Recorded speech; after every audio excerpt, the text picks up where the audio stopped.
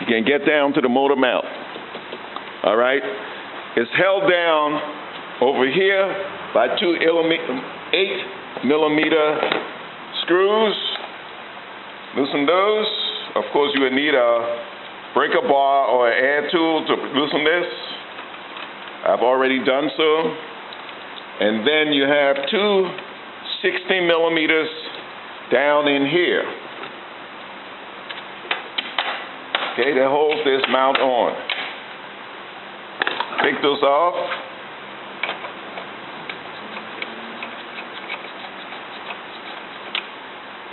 All of these screws, I have loosened them previously